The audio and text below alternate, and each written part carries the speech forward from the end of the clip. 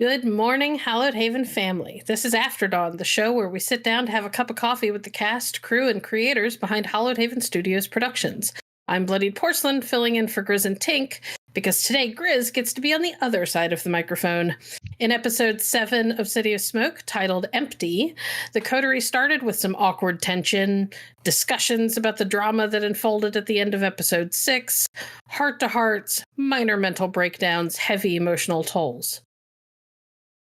Then they threw in and decided to finally get around to tackling that issue of the tagger plaguing Big Mike's establishment, only to hit yet another interruption as they were being summoned by the Camarilla's new Prince of London.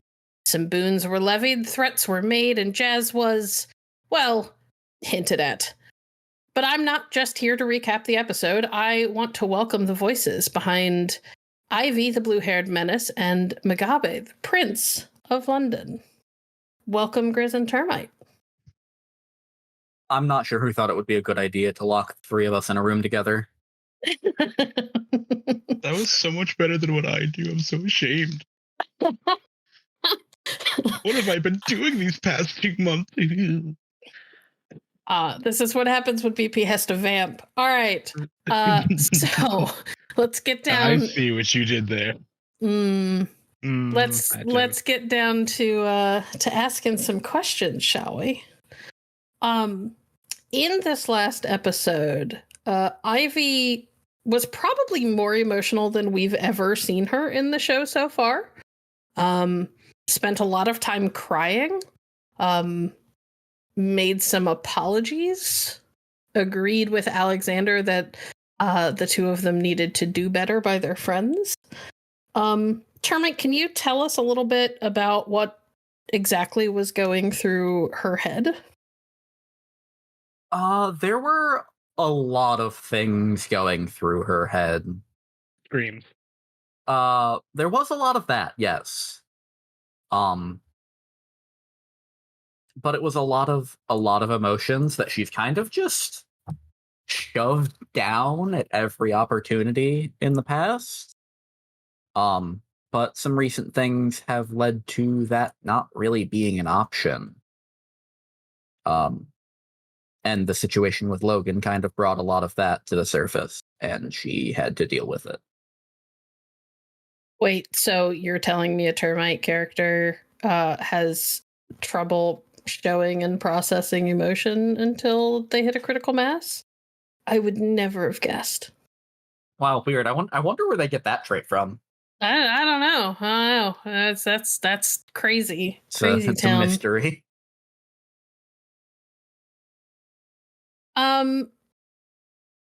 Well, with that in mind, and the fact that Ivy and Alex kind of agreed and came to an understanding that they need to do better by their friends, what do you think that's going to look like? Do you think Ivy will actually follow up on it, or do you think she's likely to fall back into old habits? I think she's likely to at least try to follow up on it. But given how things have been going so far, I wouldn't be surprised if she slips back, because there's been a lot of shit happening. That's kind of prevented any chance of actually addressing any of the real problems. Like interpersonal problems. Yeah, it has just been kind of one punch after the other, hasn't it? You guys have barely had time to breathe, let alone have a whole lot of time for self-reflection and mending bridges, huh? Yeah, like we were in the middle of like dealing with the consequences of last episode, and then suddenly, oh hey, there's some fucking goons out here looking at the tattoo shop. Yeah, speaking of goons, Grizz. Mm-hmm. What's going on, my guy? What's the how does the prince feel about everything that's unfolded so far? Well, it turns out there's a couple of kids up to no good making trouble in my neighborhood. I ain't really. Oh boy. I mean, it's kind of the circumstance where, um, they didn't know. It's unfortunate. That's how it goes a lot of the time, though. They just didn't know where they were at the time. They decided to do this really dumb thing. Um, I think he was more displeased about. Um, he's assigning blame in a weird way because it's like if the parents don't teach the kids that riding through somebody else's lawn on a bike and like chopping up their rose garden and stuff like that is a bad thing to do, they might just fucking do it anyway because they don't know any better. So for him, all the things that they were just doing, like, is it their fault they did it? Of course. Is it their sire's fault? Equally so. But they're not here right now. And even if they were, given how the the Camarilla works, it wouldn't really fall on them anyway. That's just a really shit situation. Well, I mean that's not entirely true, right? Like the laws that the Camarilla follow explicitly state that in the first year of a new kindred having been created, the sire is responsible for everything their child does. True. So if they run off and throw somebody into torpor and then abandon the body, the sire has to answer for that. Yeah, so the sire isn't here, and people want blood now. Yes. Yes. So like, that's what I mean. It's like, it's not their. Well, how is it not their fault? They're the ones who did it. Well, you know what I fucking mean. But that's where the Camarilla gets twisted. That's where he struggles with it. That's where his Malkavian mind that has a twisted way of seeing the truth comes into play. And while everyone underneath him may not like it, as was clearly defined, that's the situation. So in terms of how everything went down, this got off really lately. Yeah, it did seem like they got off pretty lightly. I know for most people they're like, "Oh, Major Boon is so much," but like the reality is that if you're sparing somebody's life, it really should be a life boon. So they got off light. Yeah. How much can I talk about here? I mean, I won't tell if you don't. I mean, so, you can talk about whatever you want to as long as we're not like revealing major plans behind the scenes, which you and I will have to be careful about because I know that one of our favorite things to do when we're not being recorded and not surrounded by players is to talk about this game. Well, no, this isn't revealing plans. This is revealing kind of how the ST would probably think about it. An important part about role playing is player agency. Yep, for sure. Yes, and a lot of those punishments, and we had a lot of them in mind, would take that away. Mm-hmm. So that's what I'll say about that. Yeah, that's what I'll say about that. I mean, why'd they get off late?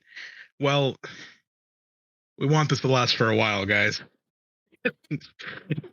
We don't want the game to end before season one's is even done. I get that. Right. It's like if the players are asking why aren't we dead? Well, because we want this to continue, guys. Yeah. None of that is to say that there isn't still a chance that somebody's going to end up dead. Oh no, that's very likely. There's at least one player playing some very dangerous games right now, which is kind of how I want to pivot to my next question for Termite. Termite, most of the coterie have made it very clear that they have no interest at all in having anything to do with the Camarilla. Mm-hmm.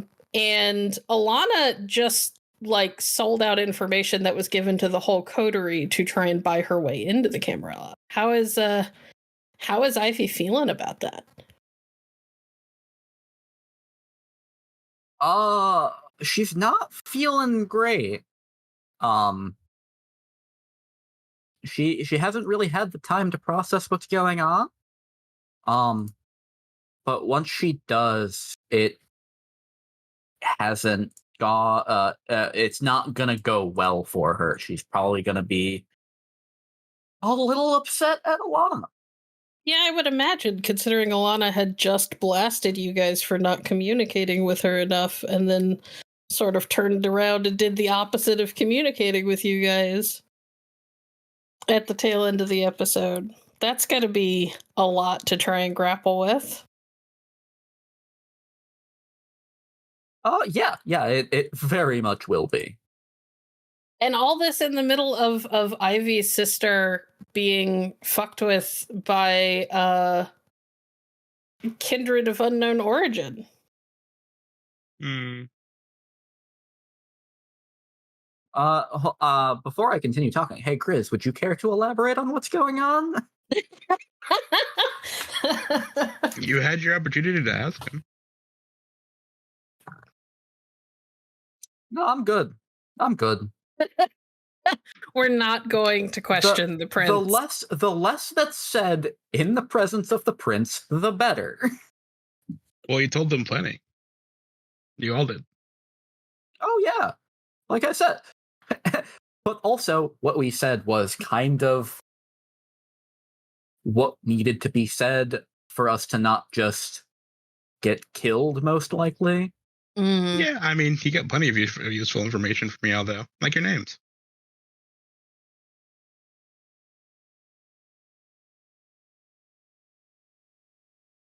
Well, with You that okay? heavy, You okay? with that You- heavy you pause good there, hanging over Termite? Termite's head like the sword of Damocles. You good there, Termite? I would like to point out it was implied that he already had their names. That's fair. Considering that's how his goons did ask for them by name. Exactly.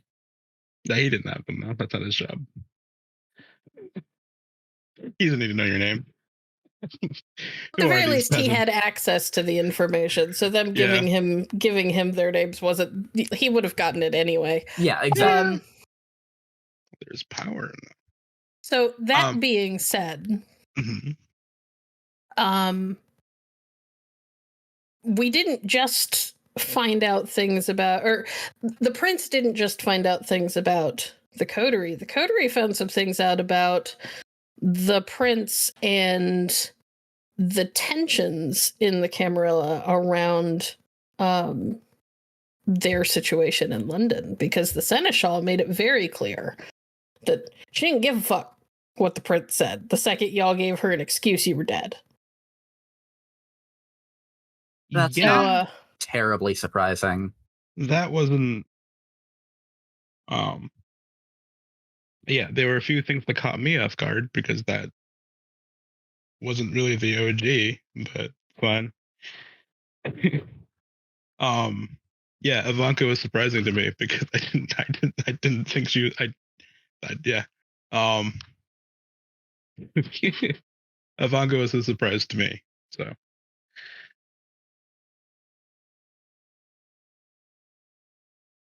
Okay. Yeah. So Ivy, like we're in the game right now. Termite, with all of that in mind, how is Ivy feeling about like just the prince and how things unfolded with him?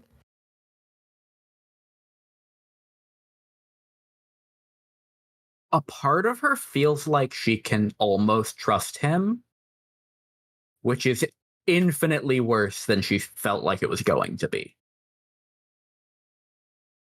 Because it feels like, oh, he's presenting himself as somebody that's trying to be reasonable.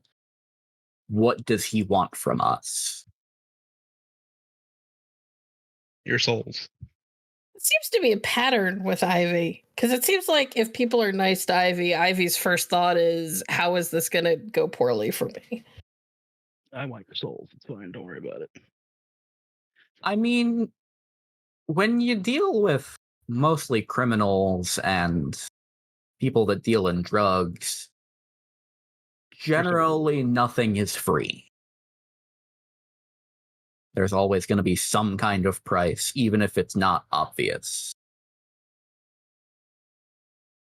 Yeah, that's fair. So you saying that that Ivy's reaction to damn near every NPC that they've met, being suspicion is just how she is because of yes, because of how she lives her life. Yeah, pretty much.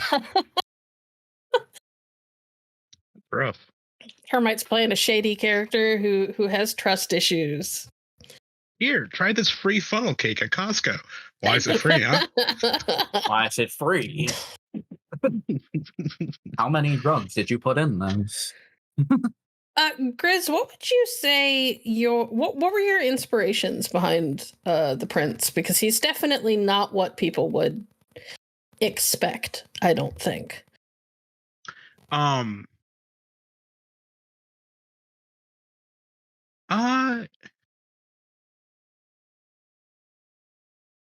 So call it like a good champion of the downtrodden, kind of like someone who has quite literally clawed his way from being treated as an item to sitting on the top of London. So he knows what it's like to be at the bottom and to be treated kind of like how the Bloods are now. So my inspiration for him was very much like I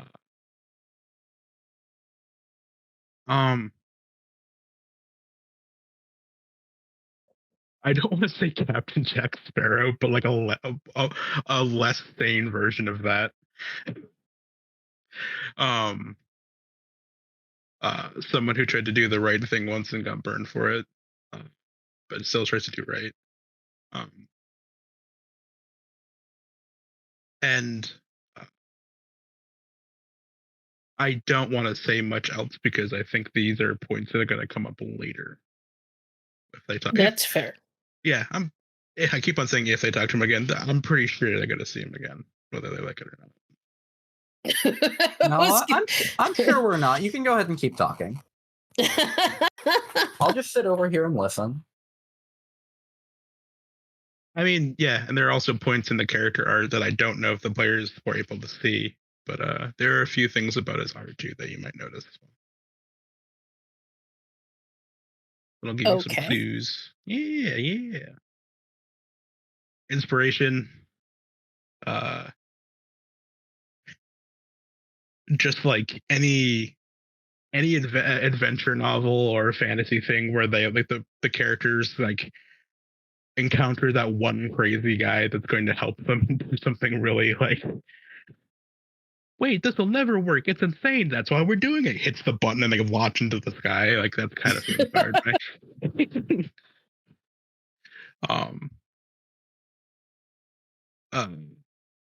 yeah.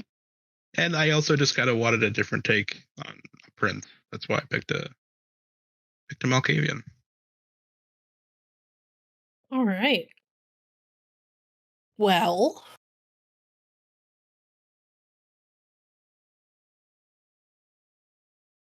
I had something in mind that I was going to ask, and then your answer took a longer than I thought it was, and I forgot what I was going to ask.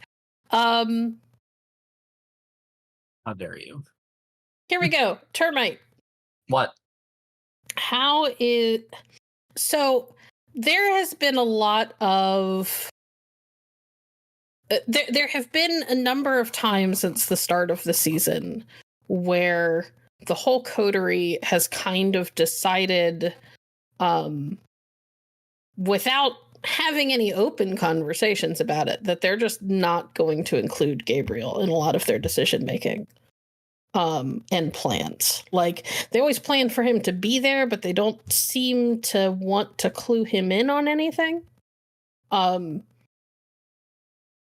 And we saw how well that went last time. How do you think that poor boy? You really did.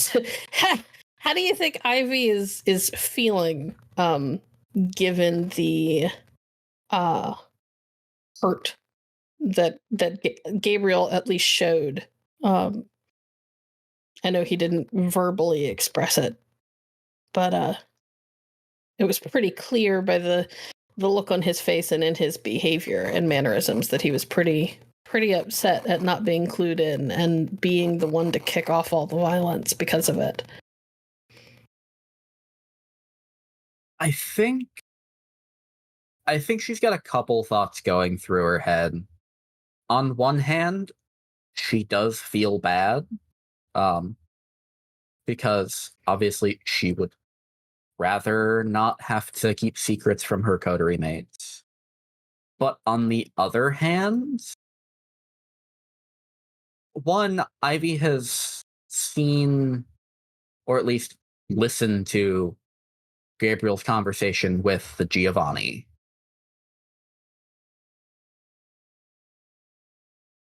And the way that conversation went kind of cast a bit of doubt on Gabriel's goals. And he's also, Ivy in the end feels like not telling Gabriel about the situation at Logan's apartment was still the best plan. Because, especially looking back on it, violence was inevitable. It was just going to happen.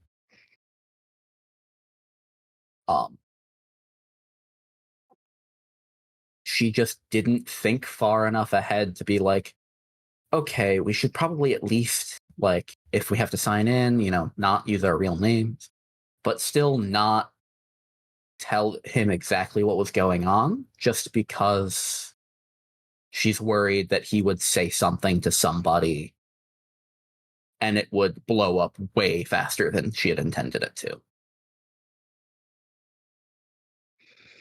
So what I'm hearing is Ivy feels bad, but also kind of hasn't learned her lesson. Oh, entirely. Lovely. Great. Means it's going to happen again, which is more drama for the watchers. So I know I'm doing this slightly out of order, but Grizz, how are you? So you and I both got brought on as SPCs at the same time. Mm-hmm. And given our respective role assignments at the same time.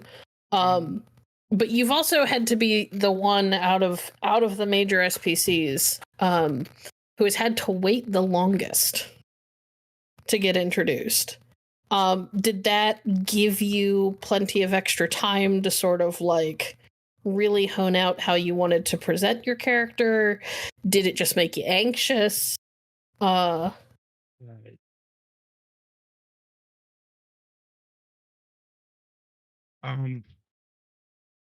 I know my weight made me anxious, even though it was for completely like unrelated to the game reasons. Well, the thing about everything how I wanted to present the prince was kind of immediately ruined by what they did. Because we had plans that were pretty straightforward, and simple and easy to utilize. And then they just found a Camarilla member and fucked them up. Which threw many of those plans out the window. So it was a rapid adjustment of plans and how I wanted to present them. Because as we know, and as the viewers know now, the Camarilla don't like y'all. Y'all, they're terrible. We hate you. You're sad at end times. Kill them all. So when I was planning for that. Like I understood that. I had presented for that. And then they fucked up a Camarilla member, which, now you went from like, man, we're probably going to kill you to why are they still alive? That's just how the Camarilla would think. So I had to readjust and reassess a lot of things, which came down to what your punishment was, and a few of the other things he said to you, which I'm not sure if you were if you were paying attention. The players themselves seemed kind of frozen, which was great, but also like, oh no. Oh no, I've been there. Yeah. It was similar with the lady. Yeah, they're not talking. You need to talk to learn more, but we'll die. When your role play is so good that the players feel too intimidated to speak up, you're like, I've done my job, but also, damn it. Well, it was they were doing the smallest amount of things. Like, there are certain things that I'm not going to talk about that will set him off immediately. They weren't doing any of them, which is amazing. But they were doing just enough for me to, in character, just go, no. But a much more, I didn't realize I could do a voice. I didn't realize how imposing my voice was until later. But when I said that no, I don't think I've ever had someone in person over a mic shut up that quickly. Real talk. So he, I had to rapidly readjust how I was going to present him, because it went from like, maybe we can work something out, to, you don't have a choice. You're meeting, like, sorry, I'm smiling, but it's not a happy one. Yeah, that's he wanted them comfortable, wanted all the information, and that's what he got. But the original plan was much, much different. Y'all just had to go stab a bitch, I guess. Like, I don't know. Yeah. I had to do a lot of things on the fly Friday night, so I'm glad it worked out.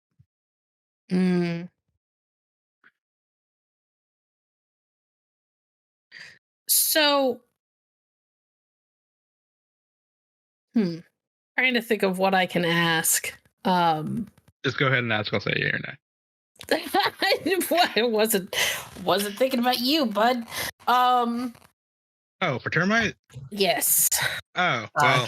Just act like I'm not even here. The petted super down. Termite, how would you say that City of Smoke, like, if you could compare City of Smoke to some of the other shows that you've done with HHS and the characters that you've played there, like, what would you say are the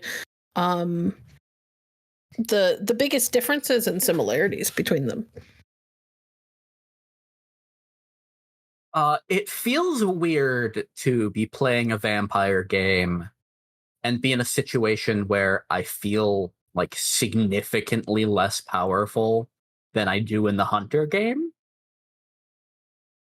Because, to be fair, your hunter has so much more experience than your character does at the stage. It's not even a combination of. It's not even that. It's that Ivy is. She makes one wrong step, she might just fucking die. Piper at least has a little bit of leeway before it's, immediate death. Almost didn't. Huh?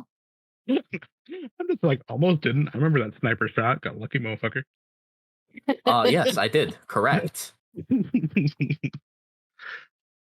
But like, that's the thing, is there's a bit of things can go a little bit sideways and like can probably still figure a way out even without, the extra XP and even some of the fucking weird shit that hunters get to do. Just because the nature of her existence is less dangerous for her. That's fair.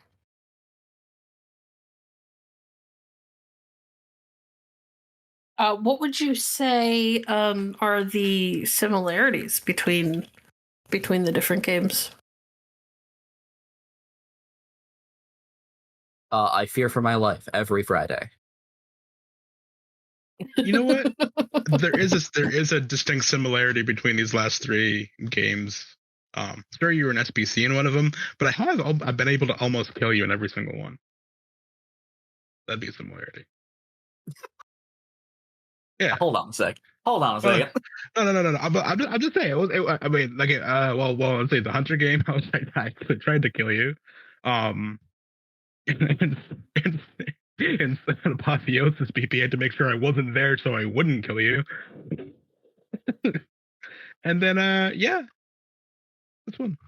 Holy shit. And then this one, where you definitely didn't try to kill us or Yeah. threaten to kill us at all. Well, Nothing happened. Nothing bad happened. No. Nothing ever happens. Everything is fine. Don't panic. Nothing bad ever happens to the candidate. And then I may just happen to control your fate in a completely different game. Holy shit, this is fun. No stress. No stress at all. Hey, Grizz, you know that Call of Cthulhu one-shot happening sometime this month? Oh, fuck. Wait, what? No, hold on. But no, there are a lot of similarities in that, life sucks in the world of darkness. We just get to experience a lot of different varieties of life sucking in the world of darkness.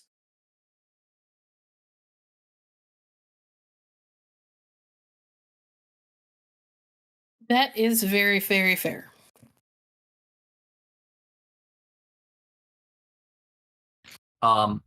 Hey, Grizz. Hello. Out of curiosity, Sure. it was mentioned that the Camarilla saw everything that happened in the fight. They have cameras in the apartment, right? So they saw everything? Supposedly. Okay. But they don't know where Logan's body went. Nope. Huh. Not gonna grill you because I'm sure you can't give the answer. But that is either interesting or a very convenient lie. Won't it be fun to find out? No, probably not. I mean, it'll be fun for everybody else, just not you. I guess the only thing I would say to you in this circumstance, Termite, is given who and what you are and who you're talking to, what is there to gain by lying to you? Oh, no, I'm fully aware, and I don't think he was lying, which is the problem. Yeah. Especially given the situation, like, it was a situation where there was no point in trying to lie to anybody involved because, the prince has nothing to gain, and for the coterie, the possible benefits are drastically outweighed by the fact that he could just be like, all right, kill this one. Yeah, I think me and BP were joking about it well after the stream ended. We have so many ways to kill you. Like, honestly, it's not even fun. Yeah, most of us take damage like mortals. Hit us with a car and we just fucking die. Nah, I have more fun things to do. Which actually, I should have asked for that, but I don't think you would have. Well, you might have noticed.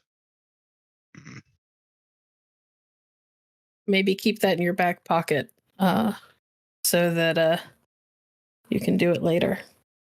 I think I might just poke Legacy to see if actually no, Termite might have noticed it, but I'll poke Legacy about it. That might be a roll.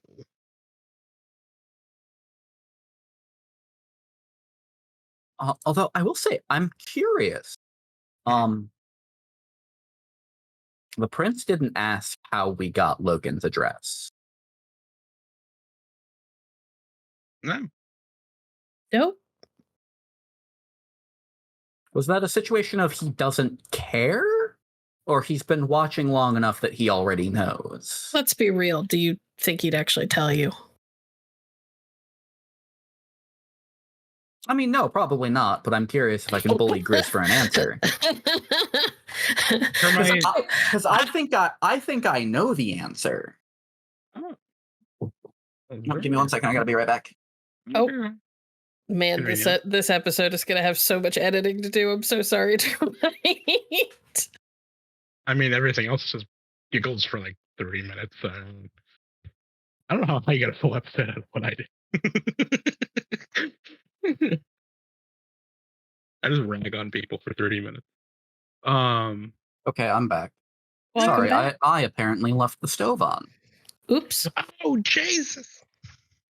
Don't burn the place down, Termite. That's bad.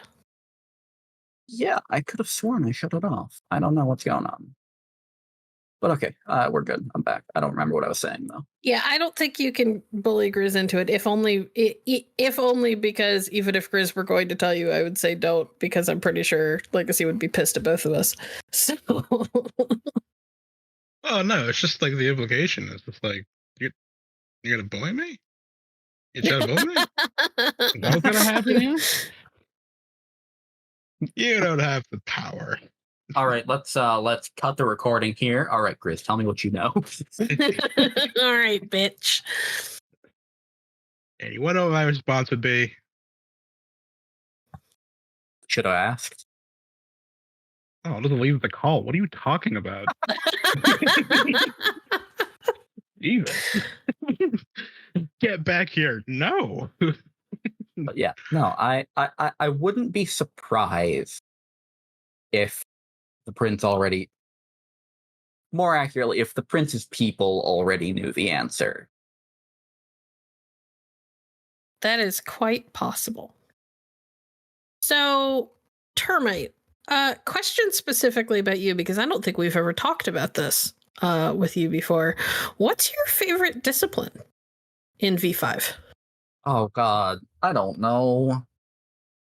There are a lot of them, and most of them fucking suck. There aren't that many. I'm not asking for powers. I'm asking for discipline. Just say it, God. What's your favorite of the umbrellas? Not the specific abilities. I mean, I'm always a big fan of celerity, just because go fast. Gotta go fast. Gotta go fast. I think fortitude and potent are a close second and third, not necessarily in that order, depending on the day. So what I'm hearing is you just like to be a superhero. I mean, yes. So we need somebody to run a superhero game for HHS so the Termite can be a superhero for real. I have ideas. Yeah, but then I'm not encouraged to be like, all right, I'm going to shove as much trauma as possible into this tiny person. What are you talking about? It's a superhero. Most superheroes have a ton of trauma. It's gonna happen, but it's less encouraged. What? What do you mean? The best superheroes are all nothing but trauma. It's oops, all now trauma. We're stopping the record. What the fuck are you talking about? Here, Exhibit A, Spider-Man. No, it's shit that boy went through before he became a superhero. And then afterwards, let's not talk about that. That's 50 years of fucking history plus. And damn. This has nothing to do with what we're. It really has nothing to do with what we're talking about at this point. No, this is getting cut out. I just wanted to ask an interesting question, and it went way off the rails. Okay, cool. Cut this out. That's no point. I mean, come on, that's important. But yeah, you like up and away characters. Physical abilities. Yeah. All right. Yeah. Very cool. Oh, the problem is a lot of the mental ones make me feel kind of. Yeah, there are some uncomfortable connotations to the mental abilities. That's for sure. The ones that influence people mentally and socially. Yeah. But I feel like that's kind of the point. It is absolutely a personal horror game after all. Yeah. But yeah, like I'm more a fan of the more typically vampire things, I guess. The, faster, stronger, harder to kill than your average person. Even if it's a low level. I think I'm a big fan of like Protean. Because it's that perfect balance flavor-wise between physical and magical. True. Protean's just fucked up. But it's so cool, though. Oh, I'm not disagreeing. It's really fucking cool. It's also... I think I'm less a fan of Protean because it's only in clans at, I guess, technically 3 clans, but the V5 version of the Tsumishi don't exist. Because they suck. Yeah. They can. As written, I'm not a fan of them. That's very fair. Because much like the other companion ones, it feels very kind of slapped together. Yeah, it does feel kind of rushed. It was people are mad that we didn't release this, so we better throw something fast together. I run into the issue of at least with V5 that I'm not a huge fan of the fact that like entire disciplines went away and just became like a single power under other disciplines. That frustrates me. I'm like, oh, but there was such cool stuff that like demontation could do that just don't exist anymore. Which is probably part of why I lean towards the few umbrellas that while not necessarily fully intact are at least a little bit what they used to be, or have some of the stuff that used to be really common in older editions, you know? Right. Very cool.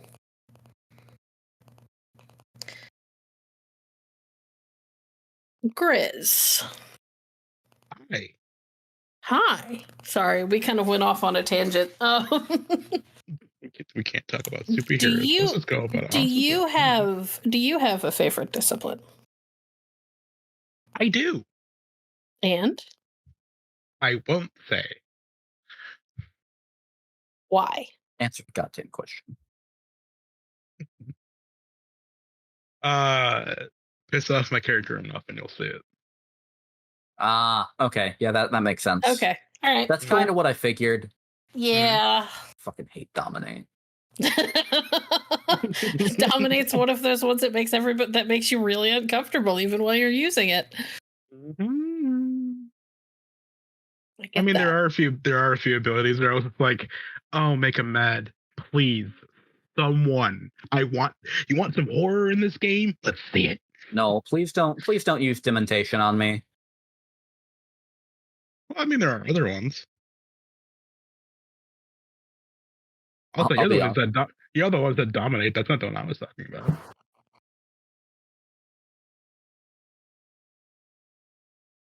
Yeah. Well, now I'm curious, having not seen that character sheet. Oh no, I'm concerned. Yeah, you're the ones that dominate.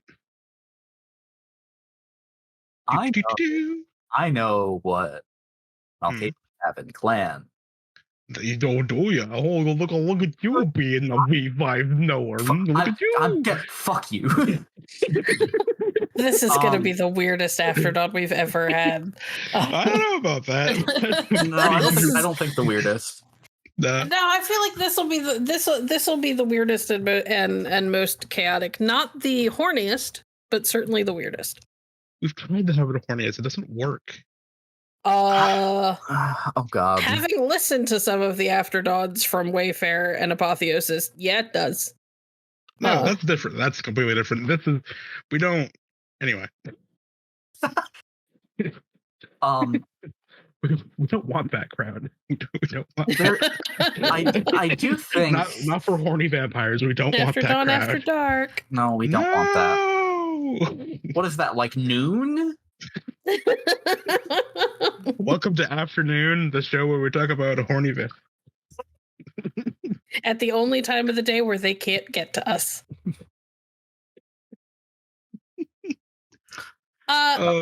So I have questions. I have a question for both of you. So we know that a lot of people here at HHS follow the time-honored tradition of building playlists to kind of help inspire their characters and their roleplay. What's if you had to pick one song for your characters to be their theme song, what would it be? Termite, you can go first. Oh, good. I appreciate you letting me go first. I already know mine. The one that comes to mind immediately is and I guess given the nature of the show, probably Poison from Has Been Hotel, which, dear God, I can't believe I'm already citing that. But I think that would be Ivy's theme. fun because it's a really shitty song, and if you like look into it. Interesting. Way to talk it up. Yeah, no. Grizz? Everything Black by Unlike Pluto. Oh, I love that. Mm-hmm. Very Yeah, nice. Yeah, I think I said it to you, and I was just like, "This is him. This is just my guy. It's dark, it's gritty, it's bumping. All black everything." Also, Grizz, Mhm. how dare you? It's a What? very good song. You're the one who said it's kind of like crap. Okay, that's because I phrased it very poorly. It's a good Yeah. song. I swear to God, people are gonna stop listening before this point, and I'm gonna get my ass kicked. The subject matter of the song is very. Yeah. Yeah. No, absolutely. Yes. Well, I've long since forgotten what segment we were on, so we're gonna say that we're already at spilling the tea. We've probably been there for a while because we've been bouncing back and forth so much. Fresh cups all around. Fresh cups. All right, so we're going to move on to spilling the tea segment. This section is freeform with questions tailored toward what the fuck moments in the episode, controversies and rumors, hints of love interest, etc. In this section, we'll invite the guests to ask each other any pressing hard questions they may have, or to ask questions of me as the interviewer. So let's do this. I got one.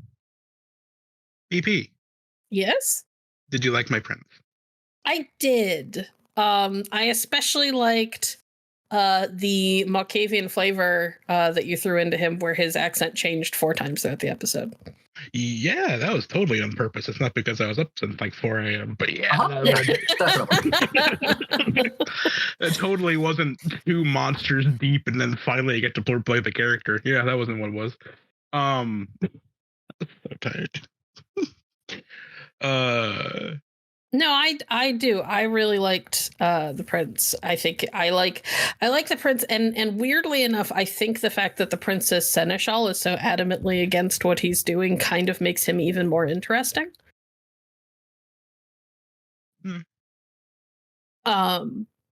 Because the moves that he's making, and the fact that he extended an invitation to a coterie full of thin bloods is very not in step with what the tower would want.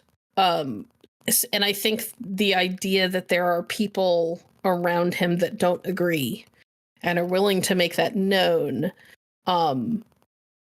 is fitting, and it shows that he is an unusual and even an unusual prince, in that he is not necessarily willing to play by all the rules if he doesn't agree with them.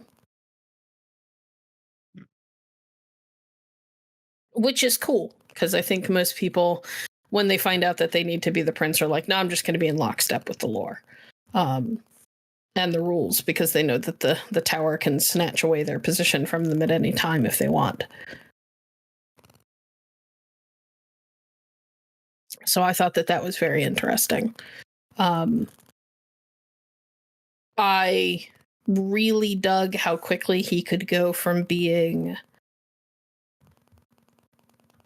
kind of even keeled to cutting people off with a single word because they were annoying him.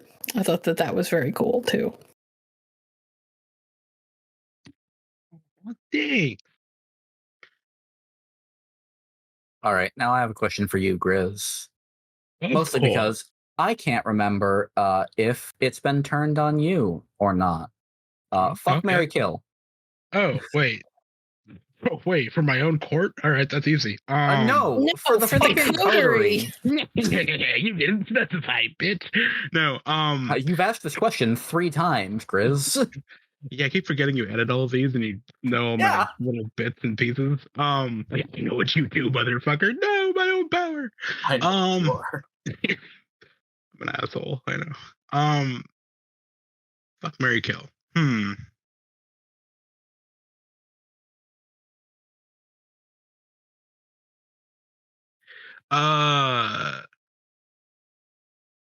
Fuck Alexander, marry Ivy, and kill Gabriel.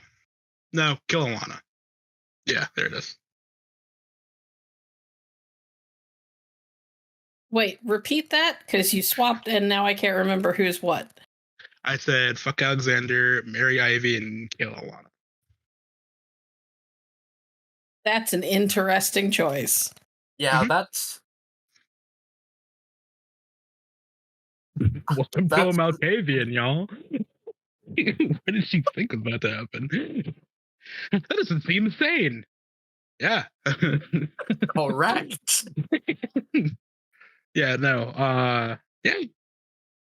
I do think it's interesting. I want people to know this. My whole thing is that Ivy is very obviously a raging lesbian. That was my, like, I was just like, oh, okay. You didn't know that. I would like to point out, nothing in the game has happened to showcase that. You're going off of me as a player. No, dare I'm you. going off of you during one of the last episodes of After Dawn where you explicitly said she was lesbian. I did say that, didn't I? Yep. Yeah, but he also doesn't know that. That's fair. He literally sat in a chair, looked at the four of them, and said, I should probably kill you. And that's all that has happened. That's fair. I mean, when I answered the fuck, marry, kill, it was from my perspective as a player, not my character's perspective. Well, wait, do you want player or character? Because I mean, we're gonna flip it around for you now, and then I'm gonna do the same for BP. Oh no, I'm not answering from my character's perspective. Why not? Because you don't need to know more stuff than you already do about her. You want to learn things, come spend time with her like she's invited you to, very politely, multiple times. Yeah, also, we don't have much of a choice. Also, because it's how he thinks, the next time he sees all of you, his opinion's probably going to change again. So that's why I don't care. Yeah. Depends on him feeling uppity that time around. Oh, God. Yeah. Who feels like talking more than everybody else? Oh, you? Kill that one. Notice, I am the first person to not say kill Gabriel. No, I said adopt Gabriel. Uh-huh. I was the first person to say don't not say kill Gabriel. You said adopt Gabriel because you wanted another option. Well, because there's 4 of them, and I didn't want to double up. I was just like, that. No, we're going to create another option. Yeah. Kill all 4 of them. You abandoned fuck, marry, kill. No.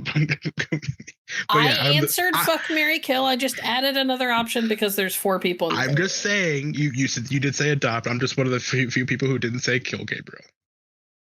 And that's the truth. If I wasn't allowed to say adopt Gabriel, Gabriel would probably be a Mary for me. Adorable.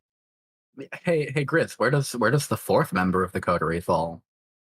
Gabriel? Yeah. Promote Gabriel. Did you just say promote? Mm-hmm. Are we talking like in rank or as merch? What the fuck? Wait, are we selling Gabriel? What is happening?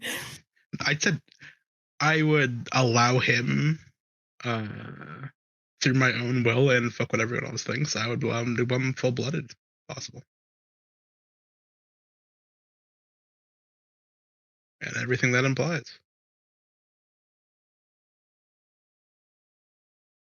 All right, I have a thing that day. I gotta go. All right. There is something about Gabriel that he sees and he understands. Termite. Hi. What is one thing Ivy dreamed of accomplishing before she ever knew that she was a vampire and that vampires were real?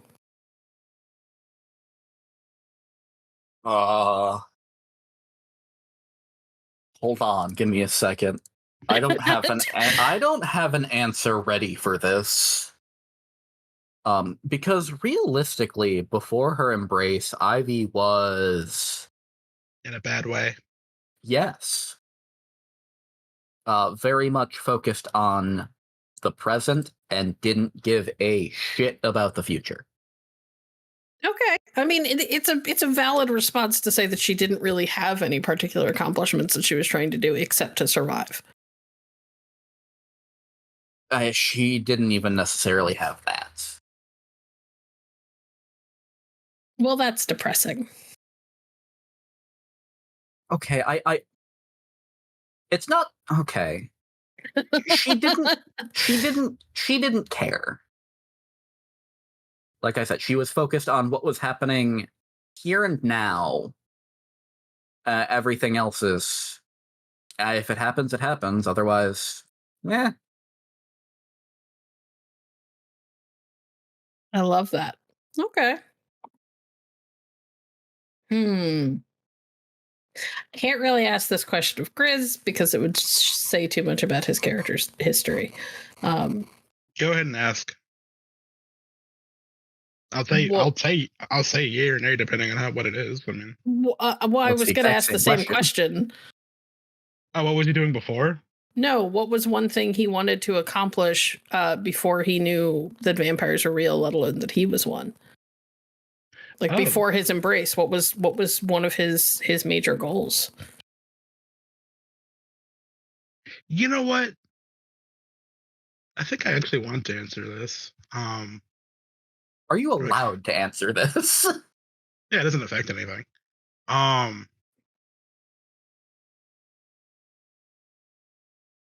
Well, it depends on how smart our players are at this point. You know what? Before I answer this, Termite. You've encountered all three leaders of the sect. How old do you think we all are? Oh, that's a good question. Ooh. Like individually, how old do you think we all are? And you can use character art as what you're thinking about this too. Oh God.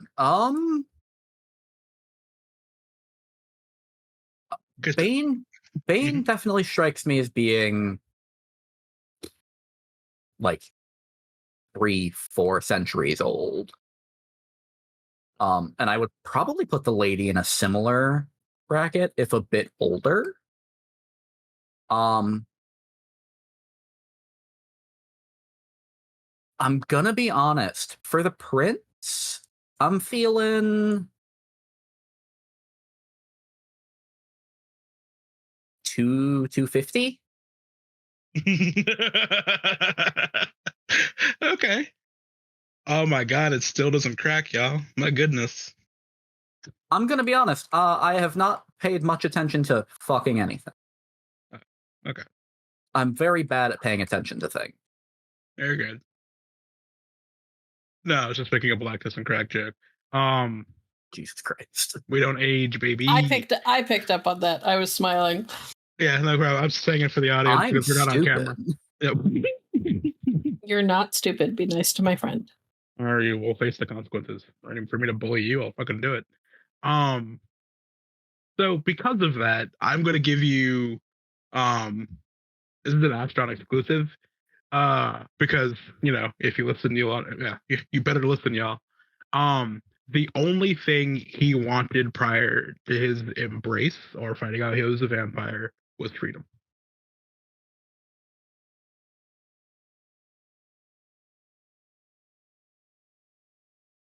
Noted. Okay. I get the feeling I wasn't like super far off. No, you were nowhere near it. No? All right. Way back. How far back? I figured it was either that time frame or like he's like 700. Yeah, because I guess the only other thing I would tell you about that, you got to think about the entire history of that. Yeah. And I mean all of it. But yeah, there you go. That's just for you, Termite. Don't say I never gave you anything, but you probably will. What do you think I am? Damn. All right then. I'm gonna go cry at a corner. It's cool. Yeah.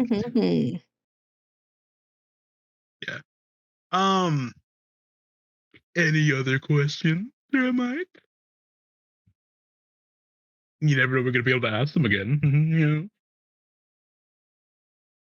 I'll say the one thing that the lady wanted most prior to her embrace, and this will tell you absolutely nothing about when she was embraced, was that she wanted a family. Oh God, you saw Jesus walking around. Damn. Old as fuck. She might have. The Zamitzi go way back. They do. Definitely big clans that go pretty far back. Here's a question for you, Termite. Oh no. Are you panicking yet? Are you panicking yet? Are you panicking? What was your first thought when our respective characters and when Bane when our character cards came up and you got to see what clans we were? Help. Okay, Bane's wasn't too bad. Gangrel is realistically pretty standard.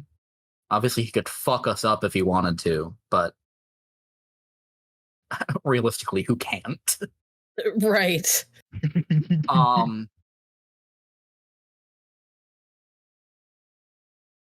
I think Grizz has definitely concerned me, because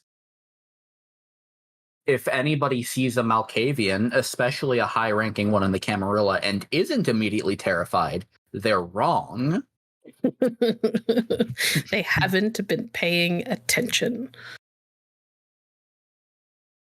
And then everything about the lady terrifies me. But and why? She's so polite. It's not a good fear. But she's so polite. Why would you be afraid? She's a Sabat Samisi. And? Those two things, especially combined, they're not known for being reasonable. Which scares me when they are being reasonable. I suppose that's fair. Yeah, I mean, it's definitely the Botsamisi and a Malkavian prince are definitely two things you don't want to walk into a city knowing that exists. Exactly. Yeah, it's like, that's what's here? How is this place not burnt to the ground? Give it a second. Hold that. Wait. Just hold it. Hold it. Keep holding. Here, hold this. This really isn't a matter of if the city will burn to the ground. It's when the city will burn to the ground. It's also a question of whose fault is it going to be. Fair. Although with the way that the chuckle fucks have been going, it may end up being y'all's fault. We may not have a chance to pop off. Well, yeah, exactly. That's true. But BP sent me something a few days ago because she was listening to older Aphrodons. I don't remember what I say in this. So all she sent me was, "We're pretentious. What did you say, you scraggly fucking puppy? That was me deluxe." And then the other line was, "You have mange, get away from me." I mean, I don't. You fucking died. I could not stop laughing. You fucking puppy. I'll put you down. Scraggly fucking puppy to the gangrel. I swear. No, it's whose fault is it going to be? I honestly think it's going to be the Anarchs, but that's just me. I think it's going to be the Anarchs that set things off. It's a four-way race, and the Coteries in the lead. Oddly enough, yes. Yeah, no, I am firmly of the opinion that if anybody sets the city on fire at this point, it's going to be the Coterie. Yeah. And it could very well end up being because of infighting at the rate y'all are going. Because it seems like you guys can't go a single session without hurting each other. So here's actually a question for you, Termite, at this point. It seems most likely that because like everyone's telling you the truth, and that's a problem.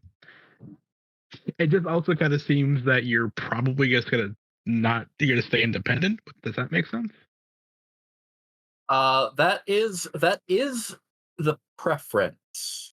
Yeah. The problem is, it's Mhm. unlikely that that's a feasible option for survival. Going independent is difficult, especially when, like, you're just a thin blood. Yeah. So if there is a power struggle, pretty sure you're going to be the deciding factor there. I mean, there's already kind of not a power struggle between the sex yet, but it seems like there's already kind of a power struggle. Because Alana is the only member of the coterie who seems vaguely interested, even vaguely interested in the Camarilla, and has proven that she has no problem throwing her friends under the bus to get what she wants. Yeah, but I mean, there might be, and this is what's probably going to happen when it does. Like I know all the splits because poor Gabriel. He's such a good boy. He is such a sweet boy. And Alex needs to hit something, and better believe freaking. Here come the Anarchs. We like to hit things. Cool. Yeah. Yeah, in theory, I could see the coterie all making different decisions. Like all four Certainly of them. seems like you're going to. Yeah. At least at this stage. If y'all had to decide tomorrow, it feels like you'd all go in different directions. I think Alexander and Ivy would both end up with the Anarchs.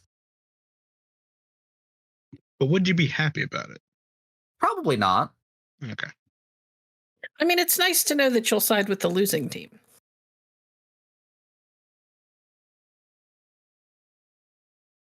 It's the side that bothers her the least. Like, Also, the side that has told you the least and offered you the least. Here's a fake collar on the way out. It feels like they've only just not bothered Ivy that much because they haven't really done anything. In the arms. I mean, yeah. But the thing is, the approaches that both the Sabbat and the Camarilla have taken kind of seem like they're trying to flaunt their power. Even if that's not necessarily the intention. Like, that's kind of how it comes across. Of, oh, we have all this money, we're gonna invite you to a super high-end party. I'm gonna pay tens of thousands of dollars for clothes for all of you. I mean, they threw you in the back of a 4-door car and said, "Get over here, we're gonna kill your ass." That's not flaunting power. That is, we are power. Get in the car. Yeah. But yeah, sorry. It's a very different kind of dick swinging, but it's still dick swinging. We wouldn't have had that swing on dicks if you had tried to swing your own. That's fair. I'm not saying you're wrong.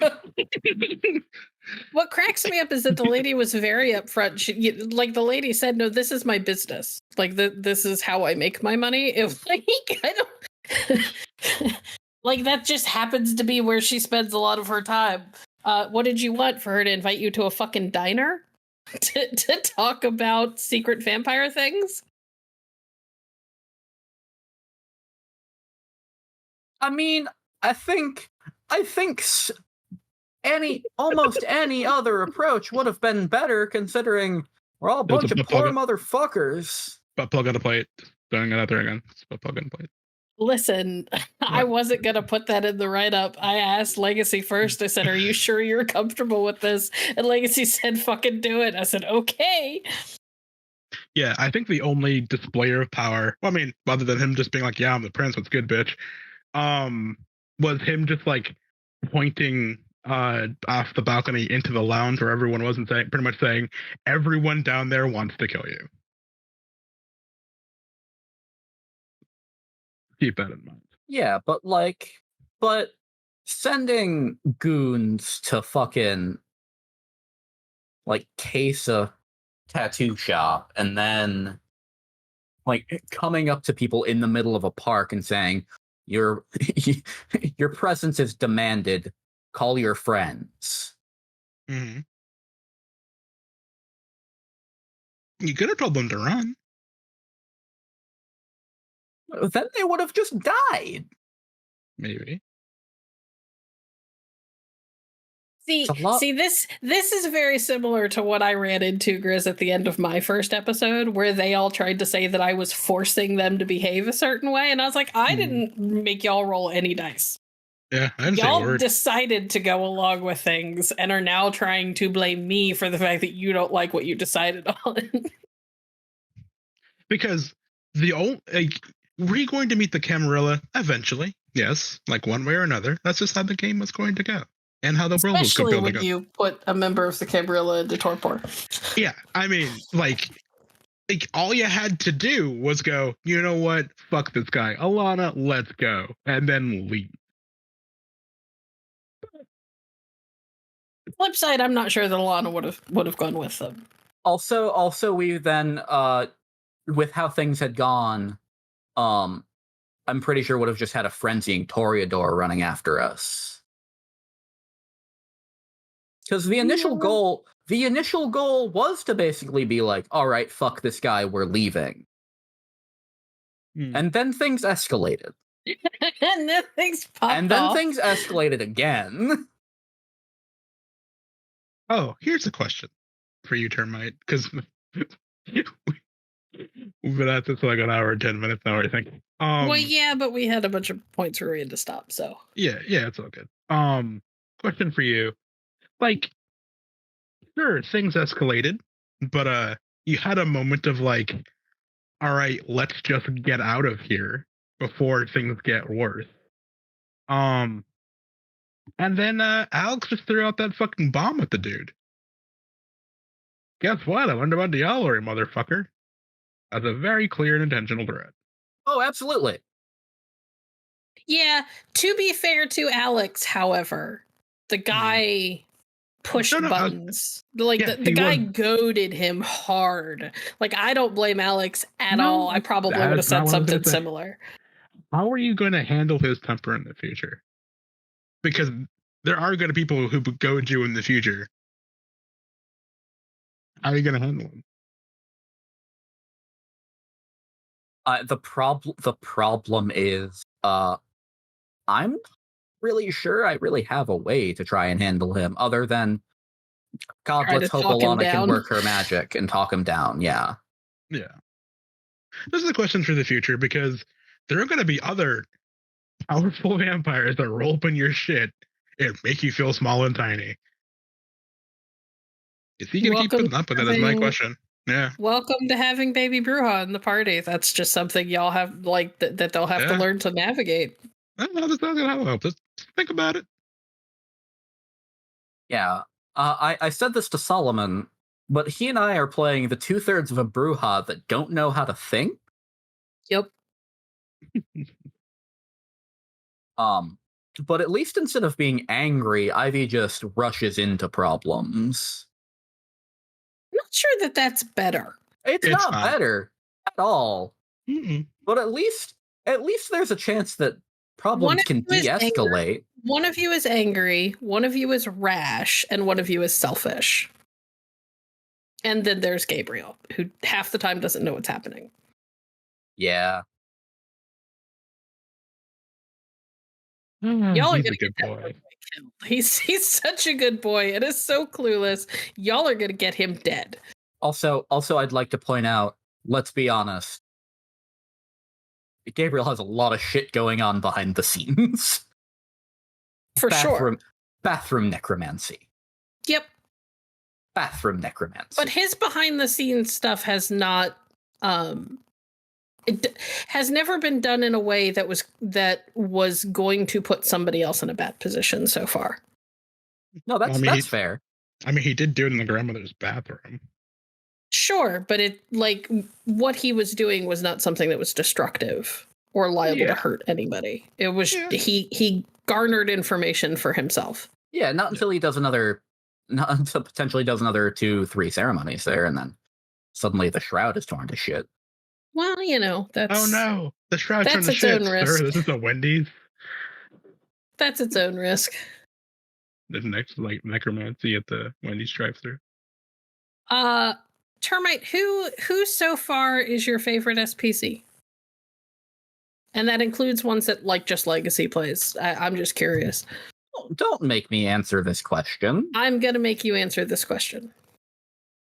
I hate all of them equally. Probably the person that makes you scorny.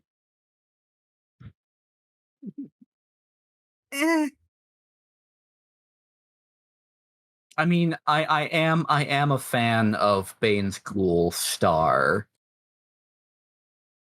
Because you got a gay crush, gay panic crush. It's not that bad, but also a little bit. It's manageable. Exactly. It's manageable. Note how I didn't say no. I think. See, it's a tie for me. And they're all NPCs that Legacy plays. I adore Cadaver. I adore Granny Gladstone, and I adore Big Mike. Big Mike cracks me the fuck up. Granny Gladstone is just the cutest ever, and who doesn't love an emotional support monkey? Yeah, I mean, all of the SPCs are great. Most of the SPCs are great. I want to grind Logan's bones into dust, which I think means Legacy's doing something right. Yeah, it feels like he's meant to be hated. But my personal favorite now is Binky.